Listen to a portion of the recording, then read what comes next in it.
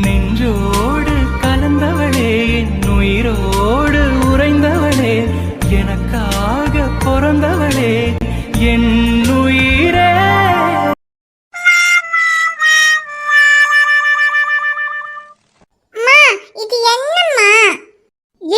என்னன்னு கேக்குற? நீ தானே சிங்கக்குட்டி மாதிரி தோசை வேணும்னு கேட்ட, அதனால தானே உனக்கு சிங்கக்குட்டி மாதிரி தோசை சுட்டு கொடுத்துருக்கேன். இது சிங்கக்குட்டி தோசை, ஒழுங்கா சாப்பிடு. இது சிங்கக்குட்டி மாதிரி இல்லையே. சிங்கக்குட்டி மாதிரி இல்லாம பின்னாடி எலிக்குட்டி மாதிரியா இருக்கு. இங்க பாருறியா, எனக்கு இவ்வளவுதான் தெரியும். நீ சிங்கக்குட்டி மாதிரி வேணும்னு கேட்டு நான் செஞ்சு கொடுத்துட்டேன், ஒழுங்கா சாப்பிட்டுரு. எனக்கு சிங்கக்குட்டி தோசை தான் வேணும். இது சிங்கக்குட்டி மாதிரி இல்லவே இல்லையே. அப்புறம் என்ன உன் தலை மாதிரியா இருக்கு? ஆமா, தலை மாதிரி தான் இருக்கு. தலையில ரெண்டு துண்டி போட்ட மாதிரி இருக்கு. அது நீ என்ன மாதிரி இருந்தாலும் சரி, எனக்கு இவ்வளவுதான் தெரியும். நீ சாப்பிட்டா சாப்பிடு, சாப்பிடாட்டி போ. அம்மா, அப்ப உங்களுக்கு சிங்கக்குட்டி தோசை சுடவே தெரியாதா? ரியா, சரி வேண்டாம் விடுங்க, நான் இதையே சாப்பிட்டுக்கடா. அப்படி ஒழுங்கா சாப்பிடு. இது என்ன சிங்கக்குட்டி மாதிரியா இருக்கு? இது நல்லாவே இல்ல. அம்மா, அப்பனா நான் தோசை பாட்டு பாடிட்டே சாப்பிடவா? என்னமோ பாடிட்டு சாப்பிடு, சாப்பிட்டா போதும். சரி, அப்ப நான் தோசை பாட்டு பாடுறேன். பாடு. தோசை அம்மா சுட்டா தோசை, அப்பாக்கு நின்ன 4, அம்மாக்கு நின்ன 1, பாப்பாக்கு நின்ன 2, அண்ணாக்கு நின்ன 2, அப்படி அண்ணாக்கு நின்ன அப்பதான். ரியா, போதும். அப்பாக்கு, அம்மாக்கு, பாப்பாக்கு, அண்ணாக்கு எல்லாருக்கும் கொடுத்தாச்சு. இப்ப நீ ஒழுங்கா சாப்பிடு. சரி, அப்பனா தண்ணி குடிச்சுக்கடா. சரி, ஒரே ஒரு வாய் தண்ணி தான் குடிக்கணும், அதுக்கப்புறம் சாப்பிடணும். சரி, 1 வாய் தான் குடிச்சுவேன். சரி, குடி.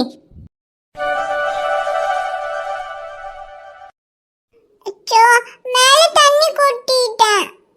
அம்மா, தண்ணி மேல கொட்டிச்சு. வேற Dress வேணும். கொஞ்சமா தண்ணி மேல கொட்டினதுக்கு வேற Dress வேணுமா? அதெல்லாம் பரவாயில்ல, அது அப்படியே காஞ்சிரும். வேற Dress எல்லாம் ஒண்ணும் வேண்டாம், நீ முதல்ல சாப்பிடு.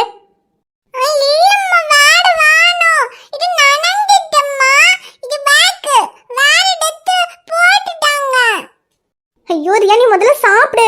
சாப்பிட்டதுக்கு அப்புறமா வேற Dress போட்டுக்கலாம். உன்கிட்ட கத்தி கத்தி எனக்கு மயக்கம் வர்ற மாதிரி இருக்கு. ஐயோ ரியா, ஐயோ தலை சுத்துற மாதிரி இருக்கு. ரியா, அம்மாக்கு ஒரு மாதிரி மயக்கம் வர மாதிரி இருக்கு. அப்பாக்கு ஃபோன் பண்ணு, நீ போய் அம்மாவோட ஃபோன் எடுத்துட்டு வா. ஐயோ ரியா, அம்மா மயங்கி விழுந்தாலும் விழுந்துருவேன். நீ போய் முதல்ல அம்மாவோட ஃபோன் எடுத்துட்டு வா.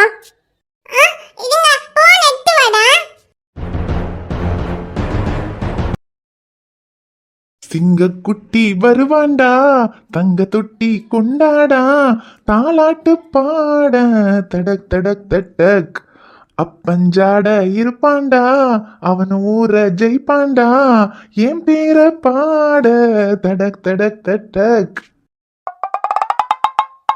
அடேய் டேய், வாடா சக்தி. அதான் வந்துட்டனே, அப்புறம் என்ன வாடா? ஆமா, பாட்டெல்லாம் என்ன பலமா இருக்கு? டேய், இது பழைய படத்துல வர பாட்டுடா. பாட்டு பழைய படத்துல வர்றதுதான், ஆனா நீ பாடிக்கிட்டு இருக்கியே, அதான் ஏதோ சீனை ரெடி பண்ணிட்டு வந்து பாட்டு பாடிக்கிட்டு இருக்கியோன்னு நினைச்சேன். டேய், சீனை ரெடி பண்ணிட்டு எங்கடா பாட்டு பாடுறது? வேணும்னா இந்த பாட்டுக்காக அந்த சீனை ரெடி பண்ணிக்கலாம். அடேய், என்னடா இப்படி சொல்ற?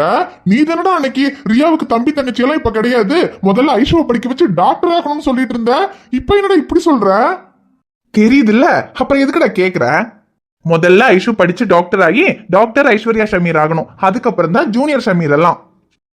என்னமோ சொல்ற, ஆனா நீ சொல்றதெல்லாம் தான் என்னால நம்பவே முடிய மாட்டேங்குது. ஏய், என்னடா நம்ப முடியலன்ட்ட? நான் என்ன அவ்வளவு மோசமானவனா? சேச்ச, நீதான் ரொம்ப நல்லவனாச்சே. அப்புறம் நீ நல்லவேன்னு எனக்கு தெரியும்டா, ஆனா பாத்துக்கிட்டு இருக்கவங்கள பாதி பேத்துக்கு தெரியாதுல்ல, அவங்களுக்கு அதை தெரியப்படுத்த வேண்டியது என் கடமை இல்லையா? அதெல்லாம் ஒண்ணும் வேண்டாம். அப்புறம் லஞ்ச் டைம் ஆச்சு, ஐஷு எப்பவுமே சாப்பாடு எடுத்துட்டு வருவா, இன்னும் அவளை காணோம். அவ ஏதோ வேலையா இருப்பான்னு நினைக்கிறேன். நான் வீட்டுக்கு போய் சாப்பிட்டு வந்துடுறேன். டேய் டேய் டேய், நில்லுடி, எங்க ஓடுற? இப்ப நீ எவ்வளவு நல்லவேங்கிறத நான் லிஸ்ட் போட்டு சொல்றேன், அதை கேட்டுட்டு அப்புறம் நீ சாப்பிட போனா போதும். முதல்ல நீ ரொம்ப நல்லவேன்னு எனக்கு நீ ப்ரூவ் பண்ணது எப்ப தெரியுமா? இதே சிலுக்குவார்பட்டியில தான் முதல்ல நாங்கெல்லாம் இருக்கும்போது ஐஷுவை கரெக்ட் பண்றதுக்காக இங்க வரண்டான்னு நீ சொன்ன. அப்ப நான் வராதடா வராதடான்னு தலைப்பாட அடிச்சுக்கிட்டேன். சரிடா வரமாட்டேன்டான்னு சொல்லி போனை வச்சுட்டு அடுத்த நாளே மெடிக்கல் கேம்ப் போடுறேன்னு வந்து நின்ன பாத்தியா? அன்னைக்கு தெரிஞ்சதுடா நீ எவ்வளவு நல்லவன்னு. அத கூட நான் மன்னிச்சிருவேன்டா.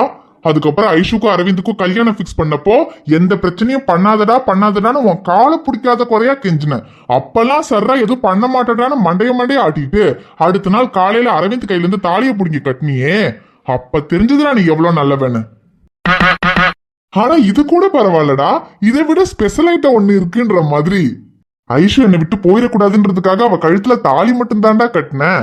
மத்தபடி என் அம்மா அப்பாவோட சம்மதம் இல்லாம அவளுக்கும் எனக்கும் இடையில எதுவுமே நடக்கலடான்னு சொல்லி கடைசியில ஐஷு பிரெக்னன்ட் ஆயிட்டான்னு வந்து நின்ன பாத்தியா?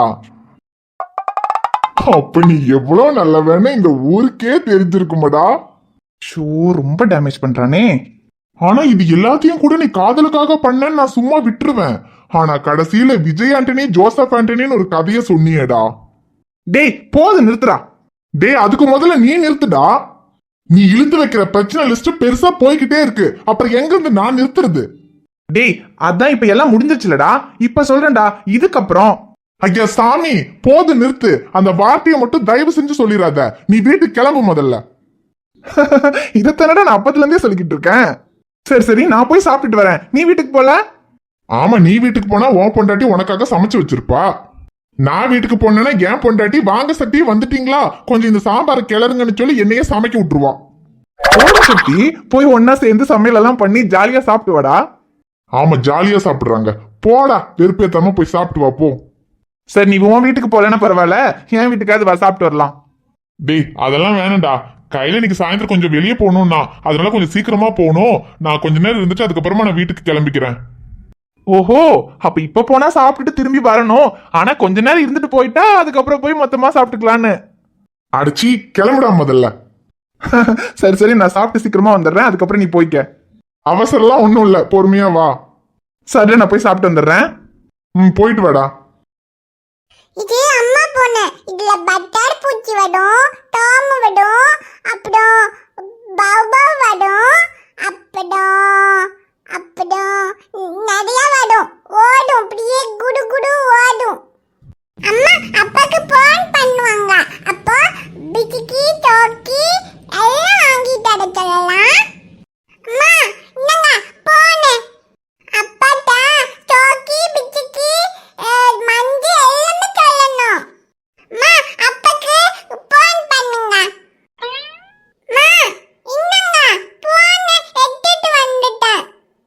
அம்மா எங்கங்க போன் அப்பாக்கு கூப்பிடுங்க. அம்மா ஏன் அம்மா எந்திக்கவே இல்ல? அம்மா எங்கங்க பயமாக்கு. அம்மா அம்மா எங்கங்க? அம்மா அம்மா எங்கங்க? அம்மா எந்திக்கவே இல்ல.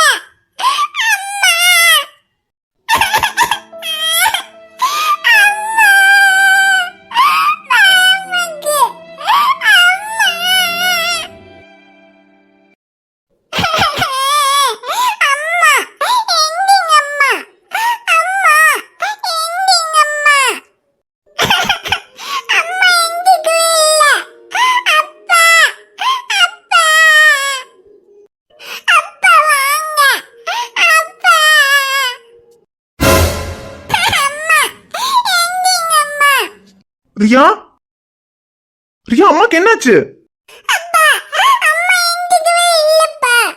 என்னது இந்த பக்கம் வா. ஐஷு என்னாச்சுடி?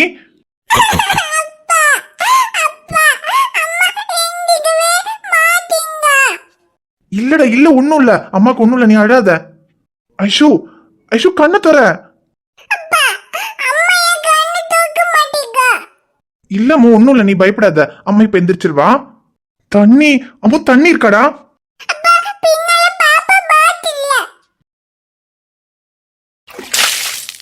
ஐஷு உனக்கு ஒண்ணும் இல்ல, கண்ணை தர.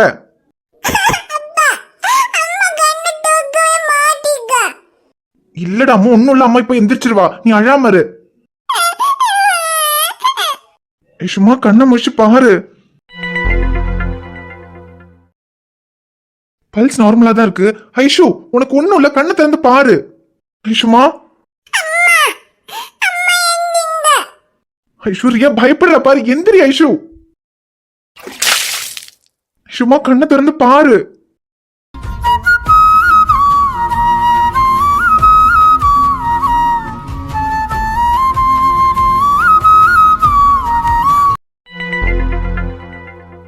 மாலு, உனக்கு சீக்கிரமா உடம்பு குணமாயிடும். நீ திரும்பவும் பழைய மாதிரி ஓடி ஆடி விளையாடுறத பார்த்தாதான் இந்த அம்மாவுக்கு நிம்மதி. ஆமா, பிள்ளை இப்படி குணமாகணும்னு பக்கத்திலே உட்காந்து அழுதுகிட்டு இருந்தா எல்லாம் சரியா போயிடும். இல்லத்த, மாலு இப்படி ஓடி ஆடி விளையாடிக்கிட்டு இருப்பா, உங்களுக்கே தெரியும். ஒரு இடத்துல உட்கார மாட்டா, அங்க இங்கன்னு ஓடிக்கிட்டு இருப்பா. இப்ப இப்படி படுத்து கிடக்கிறத பார்க்கும்போது கஷ்டமா இருக்கு. பிள்ளைக்கு இப்படி ஆனதை நினைச்சு நீ கஷ்டப்பட்டு அழுது என்ன ஆக போகுது? நீ மட்டும்தான் உட்காந்து அழுதுகிட்டு இருக்க. ஆனா பிள்ளைக்கு இப்படி ஆனதுக்கு காரணமானவங்க இதுக்கு என்னாச்சு ஏதாச்சுன்னு ஒரு இடம் திரும்பி பார்த்தாங்களா? யாரத்த சொல்றீங்க? என் தம்பியவா சொல்றீங்க? அவன் ஆஸ்பத்திரிக்கே வந்து மகளுக்கு என்னாச்சு ஏதாச்சுன்னு பார்க்க வந்தான். ஆனா அவர் தான் அதெல்லாம் யாரும் பிள்ளைய பார்க்க கூடாதுன்னு சொல்லி பேசி அனுப்பிட்டாரு. ஆமா, அவன் எப்படி பார்க்க வராம இருப்பான்? குழந்தைக்கு இப்படி ஆக காரணமே அவன் பொண்டாட்டி தானே. அவன் பொண்டாட்டி மேல உள்ள தப்ப மறைக்கணும்ல, அதுக்காக அவன் குழந்தைய பார்க்கவும் வருவான், இன்னும் குழந்தைக்காக என்ன வேணாலும் செய்யவும் செய்வான். ஆனா அவன் என்னதான் செஞ்சாலும் உன் பிள்ளை இப்படி படுத்து கிடக்கிறதுக்கு காரணமே அவனோட பொண்டாட்டி தாங்கிறது இல்லைன்னு ஆயிடுமா? அவன் மட்டும் பிள்ளைய ஒழுங்கா பார்த்திருந்தா இந்த நிலைமை வந்திருக்குமா பிள்ளைக்கு? இல்லத்த, யாராவது வேணும்னே குழந்தைய பார்க்காம விட்டுருப்பாங்களா? அவளும் ஏதோ தெரியாம பண்ணிருப்பா. அட நீ ஒண்ணு, உனக்கு விவரம் இருக்கா என்ன? தெரியாமையெல்லாம் ஒண்ணும் கிடையாது, அவ தெரிஞ்சேதான் பண்ணிருப்பா. ஏன்னா இது வேற பொம்பளை பிள்ளை, வளர வளர இனி ஒரே செலவு தான். சீரு கல்யாணம் அது இதுன்னு ஏகப்பட்ட காரியத்துக்கு எல்லாத்துக்குமே அவ புருஷன் தானே செலவு பண்ணணும். எங்க அக்கா பொண்ணுன்னு சொல்லி எல்லாத்தையும் வாரி வழங்கிடுவானோ? இனி இந்த பிள்ளைக்கு ஏதாவது ஆயிடுச்சுன்னா கூட அப்படியே போனாலும் பரவாயில்லன்னு நினைச்சுக்கிட்டு தான் அவ இப்படி பண்ணியிருந்திருப்பா. ஐயோ, என்னத்த இப்படி எல்லாம் பேசுறீங்க? அமுதா அப்படியெல்லாம் நினைக்கிறவ கிடையாது. ஆமா, நீ தான் அப்படி சொல்லிக்கிட்டு திரியணும். ஆனா அவெல்லாம் அப்படி கிடையாது. அவ காரியத்துலலாம் அவ கண்ணாதான் இருப்பா. எதுக்கு? நீ தான் நாத்தனாக்காரிய நாத்தனாரா பார்க்காம தங்கச்சி மாதிரி நினைச்சு பழகிக்கிட்டு இருக்க. அவளும் உன்னை அப்படி நினைக்கணும்னு இல்லல்ல. அவன் இல்ல, இந்த ஊர் உலகத்துல யாருமே சரி நாத்தனாரை யாரும் தங்கச்சியாவோ அக்காவாவோ நினைக்கவே மாட்டாங்க. புருஷ அக்காவுக்கோ தங்கச்சிக்கோ செய்யறது எந்த பொண்டாட்டிக்கா இருந்தாலும் பிடிக்க செய்யாதுதான். நீ தான் அது எதுவும் புரியாம இப்படி வெள்ளந்தியாவே இருக்க. இனி உன் பிள்ளைக்கு இப்படி ஆனதுக்கு அப்புறமாவது இதெல்லாம் நீ புரிஞ்சுக்கிட்டா சரி. இல்லைன்னா இதுக்கப்புறம் இனி என்ன நடந்தாலும் நீ இப்படி உட்காந்து அழுதுகிட்டே இருக்க வேண்டியதுதான். என்ன செவந்துக்கிட்டு என்னமோ ரொம்ப தீவிரமா சொல்லிக்கிட்டு இருக்கீங்க? ஆமா, நான் என்னத்த சொல்ல போறேன்? உன் பொண்டாட்டி பிள்ளைக்கு இப்படி ஆயிடுச்சேன்னு உட்காந்து அழுதுகிட்டு இருக்கா. அழுது என்னத்த செய்ய? அதுக்கு காரணமானவங்களை பத்தி எது சொன்னாலும் உன் பொண்டாட்டி தான் நம்பவே மாட்டாளே. இவ தம்பியோட பொண்டாட்டி வேணும்னு தான் இப்படி செஞ்சான்னு சொன்னா இவ எங்கத்த நம்புறா? அப்பவும் அவளை நல்லவனு தான் நம்பிக்கிட்டு கிடக்கா. மா, அதெல்லாம் இவ்வளவு நாள் அவளுக்கு புரியலனாலும் இதுக்கப்புறம் என்ன புரியாமையா இருக்கும்? அதெல்லாம் அவளுக்கு புரியும். ஏன்னா புள்ள உயிருக்கு போராடி உயிர் பிழைச்சு வர்றதுக்கு எவ்வளவு கஷ்டப்பட்டுச்சுன்னு அவளும் கண்ணால பார்க்க தானே செஞ்சா. இதுக்கெல்லாம் காரணமே அந்த கல்லோட பொண்டாட்டி அமுதாதான். அது என்ன இவளுக்கு தெரியாதா? இல்ல பிள்ளைக்கு இப்படி ஆகிறதுக்கு காரணமே அவதானு தெரிஞ்சதுக்கு அப்புறம் என்ன இவ அங்க போய் என் தம்பி பொண்டாட்டின்னு என்ன உறவை கொண்டாடிட்டா தெரியவா? அதெல்லாம் அவளுக்கு தெரியும். நீங்க அதெல்லாம் ஒண்ணும் சொல்ல வேணாம். நீங்க போய் காபி போட்டு எடுத்துட்டு வாங்க, போங்க. சரி, உன் பொண்டாட்டிக்கு புரிஞ்சா சரிதான். அக்கா, டேய் நில்றா. என்ன உன் இஷ்டத்துக்கு ஏதோ திறந்த வீட்டுக்குள்ள ஏதோ நுழையிற மாதிரி வர? ஐயோ மாமா, பொறுமையா இருங்க மாமா. அக்கா நான் யார்கிட்டயும் பேச வரல. குழந்தைக்கு எப்படி இருக்குன்னு பாத்துட்டு போலான்னு தான் வந்திருக்கோம். மாலுக்கு இப்ப எப்படி இருக்குக்கா? டேய், என்னடா நான் பேசிக்கிட்டு இருக்க, நீ அவகிட்ட பேசுற? இது ஏன் புள்ள, இது ஏன் வீடு. இதுக்குள்ள வர்றதுக்கே முதலாவது உனக்கு உரிமை கிடையாது. அப்புறம் எங்க பிள்ளைக்கு எப்படி இருந்தா உனக்கு என்னடா? எங்க பிள்ளைக்கு இப்படி ஆகிறதுக்கு காரணமே உன் பொண்டாட்டி தானே. புள்ளைய சாகடிக்கவும் பார்த்துட்டு இப்ப என்னமோ நல்லவ மாதிரி வந்து நிக்கிறா. அக்கா நான் திரும்பவும் சொல்றேன், நான் யார்கிட்டயும் பேசுறதுக்காக வரல. குழந்தை எப்படி இருக்கான்னு பாத்துட்டு போலான்னு தான் வந்திருக்கோம்.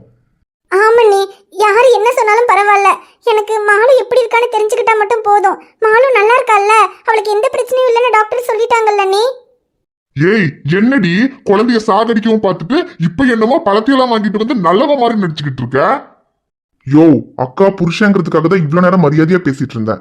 என் பொண்டாட்டிய வாடி போடின்னு ஏதாவது பேசின வாயை கிழிச்சிருவேன். எங்க கிளிடா பாப்போம். செவந்தி, பாத்தியில உன் தம்பிய நம்ம வீட்டுக்குள்ளேயே வந்து ஏன் வாயவே கிழிப்பானம்ல? என்னடா உன் பொண்டாட்டி என் பிள்ளைய கொல்ல பாப்பா, அது என்ன எதுன்னு கேட்டா நீ என் வாயை கிழிப்பியா? ஐயோ அண்ணே, பிரச்சனை எல்லாம் எதுவும் வேண்டண்ணே.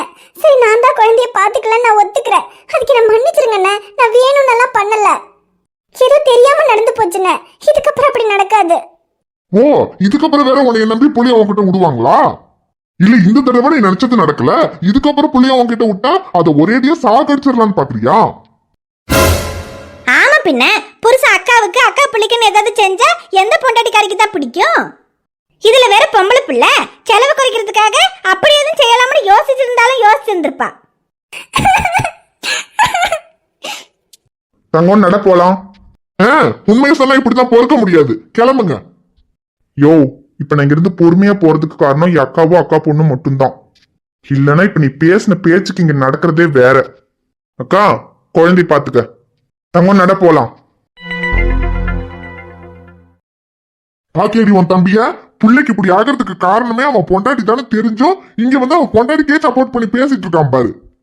இவனதான் தம்பி தம்பின்னு தலையில தூக்கி வச்சு ஆடிக்கிட்டு இருந்த. இப்ப தெரிஞ்சுதான் உன் தம்பியோட புத்தி என்னன்னு. ஒரு பொண்ணுக்கு என்னதான் அண்ணன் தம்பி சொந்தம் பந்தம்னு எத்தனை பேர் இருந்தாலும் புருஷனுக்கும் பிள்ளைக்கும் அப்புறம் தான் எல்லாம். உன் கூட கடைசி வரைக்கும் இருக்க போறது நானும் நம்ம பிள்ளைங்க மட்டும்தான். உன் தம்பி பொண்டாட்டியோட குணம் என்னன்னு உனக்கு இப்பவாவது தெரிஞ்சுதா? இதுக்கப்புறமாவது நம்ம புள்ள நல்லா இருக்கணும்னு நினைச்சேன்னா நான் சொல்ற மாதிரி கேளு. ஹாய் ஃப்ரெண்ட்ஸ், எல்லாரும் எப்படி இருக்கீங்க? நிச்சயமா நலமா இருப்பீங்கன்னு நம்புறோம். இந்த வீடியோ உங்களுக்கு பிடிச்சிருந்தா மறக்காம வீடியோவுக்கு ஒரு லைக் போடுங்க. வீடியோ பத்தின கருத்தை மறக்காம கமெண்ட்ல சொல்லுங்க. வீடியோவை உங்க ஃப்ரெண்ட்ஸுக்கும் ஃபேமிலிக்கும் ஷேர் பண்ணுங்க. சேனலை சப்ஸ்கிரைப் பண்ணாம பார்த்துட்டு இருந்தீங்கன்னா சப்ஸ்கிரைப் பண்ணிட்டு பாருங்க. பாப்பா, உங்களை பார்க்க நாளைக்கு வரேன். பை.